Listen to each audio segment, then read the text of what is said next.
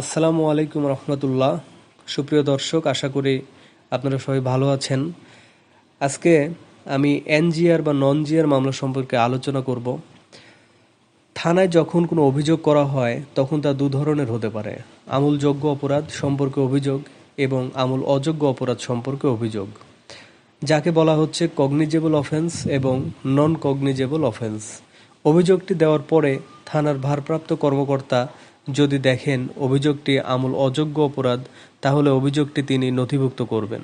অর্থাৎ নথিভুক্ত বলতে এখানে বোঝাচ্ছে যে তিনি জিডি আকারে তার নথিভুক্ত করবেন বা জিডি করবেন এবং অভিযোগকারীকে সংশ্লিষ্ট ম্যাজিস্ট্রেটের নিকট প্রেরণ করবেন।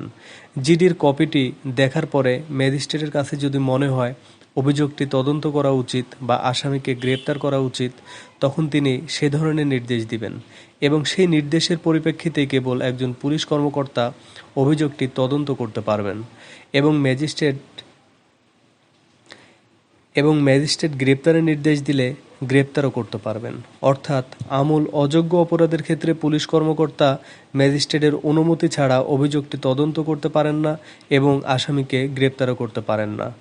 এখন ম্যাজিস্ট্রেটের নির্দেশনা অনুযায়ী অভিযোগ তদন্তের পরে যদি সত্যতা পাওয়া যায়, তখন পুলিশ কর্মকর্তা তা বিপি ফর্ম 35-এ অর্থাৎ নন জিআর ফর্মে তা লিপিবদ্ধ করবেন এবং এক্ষেত্রে একটি নাম্বার পড়বে, যেটিকে থানার নাম্বার বলা হচ্ছে। এটা কিন্তু নন জিআর মামলা না। কোর্টে ফর্মটি আসার পরে কোর্ট জিআরও তা এনজিআর খাতায় লিপিবদ্ধ করবেন এবং একটি ক্রমিক নাম্বার ফেলবেন, যা নন জিআর বা এনজিআর মামলা নম্বর হবে। ধরি নাম্বারটি 10। সুতরাং নন জিআর মামলা নং 10/2024।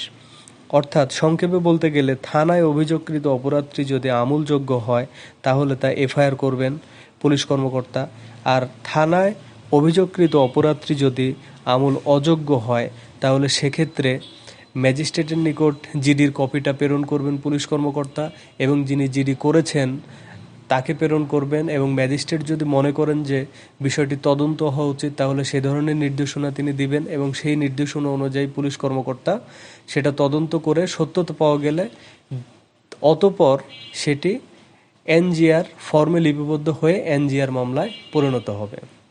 তো জিআর মামলা এবং এনজিআর মামলার মধ্যে এই হলো পার্থক্য। আশা করি পূর্বের ভিডিওতে আপনারা জিআর মামলা সম্পর্কে জেনেছেন এবং এই ভিডিওতে নন জিআর মামলা সম্পর্কে জেনেছেন।